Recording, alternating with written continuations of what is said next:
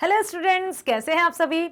मैं लाली वर्मा। आप लोग अभी भी मुझसे कमेंट में नाम पूछते हैं कि मैम आपका नाम क्या है, तो सुन लीजिए, मैं लाली वर्मा आप सभी विद्यार्थियों का मैग्नेट ब्रेन्स हिंदी मीडियम पर बहुत बहुत स्वागत करती हूँ। स्वागत करने के साथ साथ ये आशा भी करती हूँ कि बच्चे जहाँ भी होंगे खुश होंगे, स्वस्थ होंगे, साथ ही साथ अपने आप का ख्याल रख रहे होंगे। किसी भी तरह से आप अपने प्रति लापरवाही नहीं करेंगे।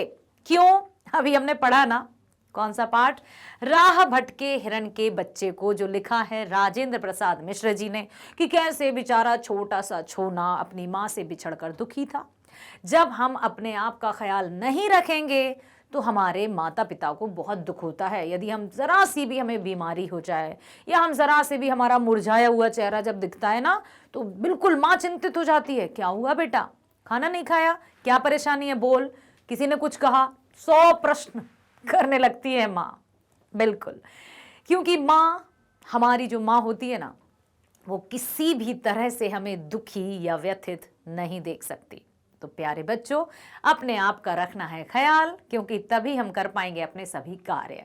ठीक है, चलो तो हम चलते हैं पाठ 23 के अंतिम वीडियो, अर्थात अंतिम पाठ है हमारा पाठ 23वां। इससे पहले हम 22 पाठ कर चुके हैं।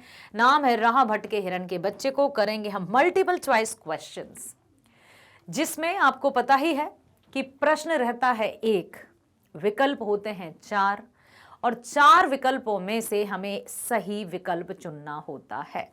ठीक है, सही विकल्प क्या है ये उसी बच्चे को पता होगा जिसने बहुत ध्यान से पाठ पढ़ा है। क्या आपके सामने प्रश्न दिखाई दिया आपको?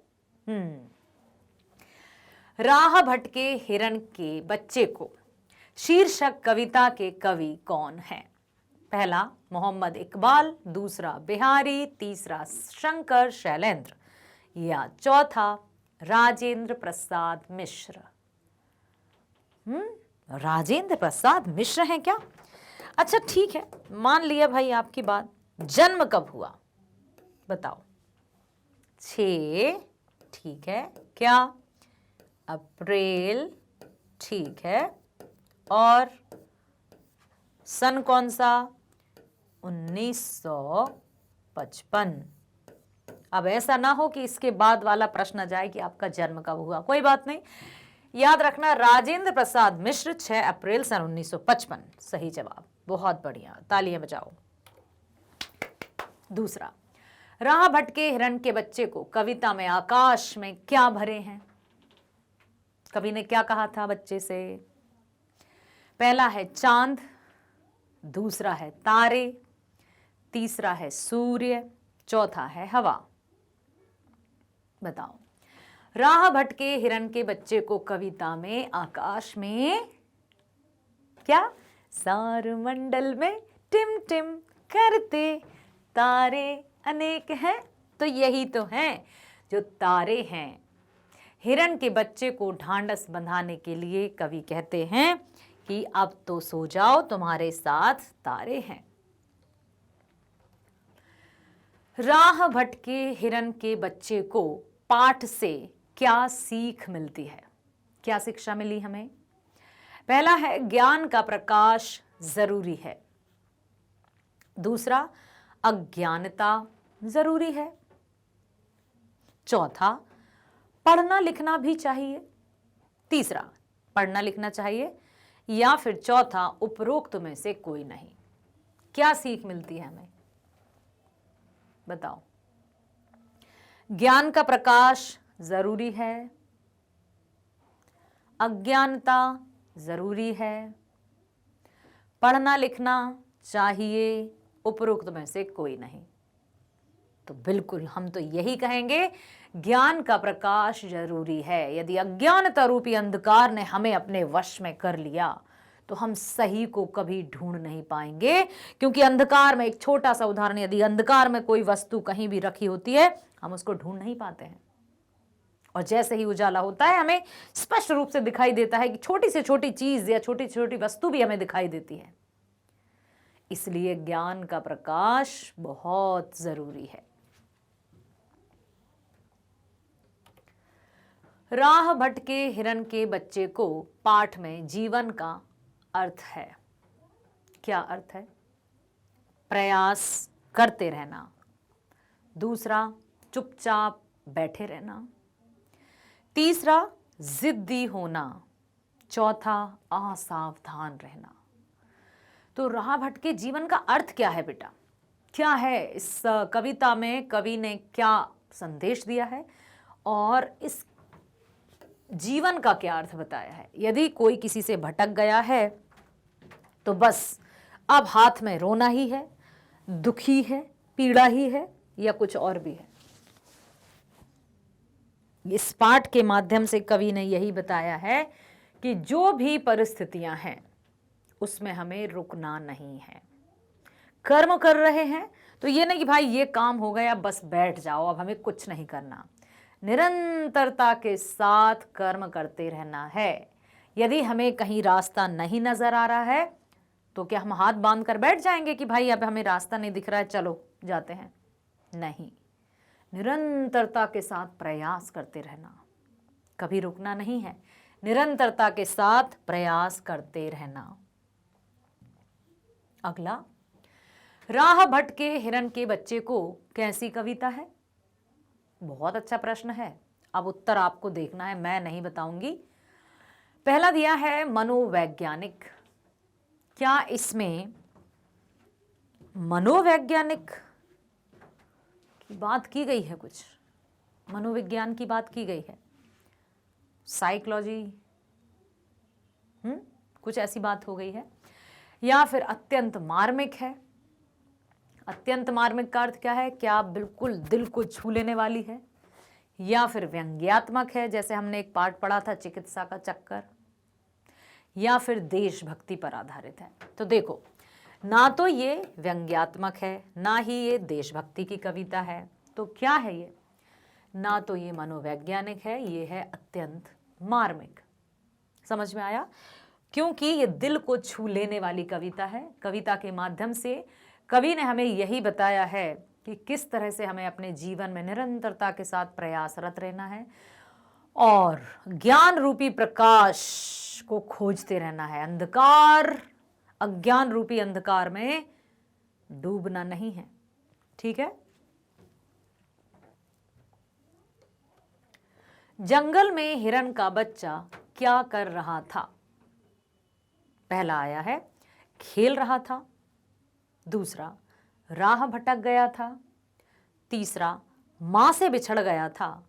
या चौथा, झुंड में खो गया था। बताओ क्या हुआ था हिरन के बच्चे के साथ? जंगल में हिरन का बच्चा क्या कर रहा था? खेल रहा था, राह भटक गया था, मां से बिछड़ गया था या झुंड में खो गया था? बहुत सही से जवाब देना, क्योंकि यहां पर ऐसा लग रहा है कि इसमें से तो शायद एक गलत है, 3 सही है, लेकिन ऐसा तो नहीं है। इसमें से आपको बहुत सोच समझ के देखना है। राह तो भटका था, लेकिन राह भटके के अर्थ और भी कई हो सकते हैं कि सही राह ना पकड़ के हम मार्ग से भ्रमित हो गए, आकर्षण में चले गए। तो उसका झुंड में भी नहीं खोया था, वो अपनी मां से बिछुड़ गया था। तो जल्दबाजी में आप राह भटक गया पर टिक मत कर देना। ठीक है? झुंड में भी नहीं खोया था, वो अपनी मां से बिछड़ गया था। हिरण के बच्चे के लिए कौन दुखी था? उसकी मां, उसके दोस्त, तीसरा कवि, चौथा उसके दुश्मन। कवि राजेंद्र प्रसाद मिश्र हैं इस कविता में, और वे कवि छोटे से जब हिरण के छोने को भटका हुआ देखते हैं, रोता हुआ देखते हैं, तो वे बहुत दुखी हो जाते हैं। तो कवि ही दुखी थे। कवि हिरण शावक को क्या दिलासा दे रहा था? पहला, तू अभी सो जा। दूसरा, बांस के वन और अकवन की हवा लोरी सुनाएंगी। औकवन, सुबह तुम्हें तुम्हारी मां मिल जाएगी। उपर्युक्त तीनों, तो उपर्युक्त तीनों ही इसका सही जवाब है, क्योंकि सब कुछ कह रहे थे वो। हमें निराश ना होकर प्रकृति प्रदत्त वस्तुओं का क्या करना चाहिए? बताइए। क्या हमें निराश हो जाना चाहिए? बिल्कुल नहीं। हमें निराश ना होकर प्रकृति प्रदत्त वस्तुओं का क्या करना चाहिए? पहला अपव्यय, दूसरा उपभोग, तीसरा तिरस्कार, चौथा प्रतिकार। क्या करना चाहिए हमें? प्रकृति प्रदत्त वस्तुएं हैं जो, ऐसा नहीं कि निराश होकर बैठ जाएं बस। क्या करना है हमें? कौन सा विकल्प सही होगा? अपव्यय।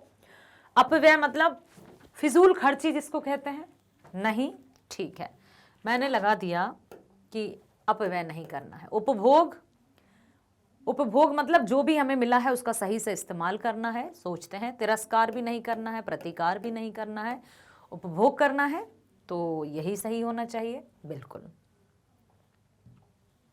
अगला, जाड़े की रात पहाड़ पर रो रहा है। कौन कौन रो रहा है? पहला दिया है कुत्ता, दूसरा बिल्ली, तीसरा हिरन, चौथा गाय। जाड़े की रात है और पहाड़ पर रो रहा है हिरन का बच्चा, अर्थात हिरन जो है वो रो रहा है, यही सही होगा। अगला, वेदना का अर्थ है। वेदना, अभी अभी हमने इसकी चर्चा की थी। पहला दिया है पीड़ा, दूसरा घृणा, तीसरा हर्ष, चौथा क्रोध। पीड़ा का अर्थ है, ओ सॉरी वेदना और पीड़ा। वेदना, पीड़ा, पीड़ा, दर्द, दर्द, दुख, ये सब एक ही थाली के चट्टे भट्टे हैं, पर्यायवाची शब्द हैं। तो वेदना अर्थात पीड़ा, पीड़ा का अर्थ दुख। राह भटक गया है। कौन? पहला दिया है सिंह का बच्चा, अरे नहीं बाबा, तो कौन? भेड़िया का बच्चा। भेड़िया के बच्चे के पास क्या कभी जाएंगे कि तू क्यों भटक गया? बच्चा हो या कुछ, जो डर तो लगेगा। बकरी का बच्चा, या फिर चौथा हिरण का बच्चा। राह भटक गया है हिरण का बच्चा। कवि हिरण के बच्चे को क्या आश्वासन देता है? पहला, तुम्हारा घर मिल जाएगा, मत रो। दूसरा, तुम्हारी माँ मिल जाएगी, मत रो। तीसरा, तुम्हारा पहाड़ मिल जाएगा, उदास मत हो। चौथा, तुम्हारा दोस्त मिल जाएगा, दुखी मत हो। छोटा सा हिरन का छोना क्यों दुखी था? क्योंकि वो अपनी माँ से बिछड़ गया था, और माँ से जब बिछड़ गया था तो कवि ने उसको क्या कहा था? क्या आश्वासन दिया था कि मत रो, तुम्हें तुम्हारी माँ जरूर मिल जाएगी, है ना? बिल्कुल सही जवाब। पहाड़ पर कौन रहता था? पहला दिया है हिरन, दूसरा दिया है शेर, तीसरा दिया है भालू, चौथा दिया है बिल्ली। पहाड़ पर, पहाड़ पर हिरन, शेर, भालू, बिल्ली। भाई बिल्ली को तो आप तुरंत क्रॉस कर दो, क्योंकि ये बाकी के तो 3 पहाड़ पर रहते हैं। बिल्ली देखी है क्या आपने पहाड़ों पर? अब ये तीनों तो रहते हैं, तो हिरन, शेर, भालू, किसके बारे में हमने बात की? हमने अभी इस कविता में पढ़ा है हिरन, तो हिरन ही इसका सही जवाब होगा, बिल्कुल। चलो, कवि किसके लिए दुखी है? बताओ। पहला दिया है हिरन के बच्चे के लिए, दूसरा दिया है कुत्ते के लिए, तीसरा दिया है शेर के लिए, और चौथा दिया है छोटे से बच्चे के लिए। अब वो बच्चा तो था, लेकिन किसका बच्चा था? कवि किसके लिए दुखी है? हिरन के बच्चे के लिए, कुत्ते के लिए, शेर के लिए, या छोटे से बच्चे के लिए? तो राह भटके हिरन के बच्चे को, अर्थात कवि ने बात की है हिरन के बच्चे के लिए, और कवि इसी के लिए बहुत दुखी था कि बेचारा छोटा सा छोना भटक गया है, अपनी माँ से दूर हो गया है। इसके लिए कवि बहुत दुखी थे। बहुत बढ़िया। तो मेरे प्यारे प्यारे 8वीं कक्षा के विद्यार्थियों, आपको बने रहना है हमारे साथ मैग्नेट ब्रेन्स हिंदी मीडियम पर, ताकि आप बेस्ट एजुकेशन का लाभ ले सकें। ना केवल हिंदी, बल्कि गणित, विज्ञान, सामाजिक विज्ञान, अंग्रेजी सभी की शिक्षा आपको प्रोवाइड की जाती है एकदम फ्री। किसी तरह का कोई पेड सब्सक्रिप्शन नहीं लिया जाता। आप निश्चिंतता के साथ बने रहो, वीडियोस को लाइक करो, शेयर करो, अधिक से अधिक शेयर करो, ताकि सबको पता चले कि हिंदी भी 8वीं कक्षा की हिंदी भी आ गई है मैग्नेट ब्रेन्स पर, और अब तो लास्ट चैप्टर भी कंप्लीट हो गया है। लेकिन मुझे आप लोगों के मुंतज़िर के अलावा मुझे किसी का कोई कमेंट नहीं मिला है। मुंतज़िर आप अपने सभी फ्रेंड से कहें कि वे भी लाइक करें, शेयर करें और सब्सक्राइब करें। चलो बेटा, आशा करती हूँ आप अब ज़्यादा से ज़्यादा कमेंट करेंगे और बने रहेंगे हमारे साथ। मिलते हैं नेक्स्ट वीडियो में। हाँ चलो फिर मिलेंगे। व्याकरण के वीडियो देख सकते हैं आप, ठीक है। और जो भी आप चाहते हैं कि और व्याकरण के कौन कौन से टॉपिक्स आपको चाहिए वो भी आपको मिल जाएंगे। चलो तो मिलते हैं फिर। Bye, all the best, God bless you.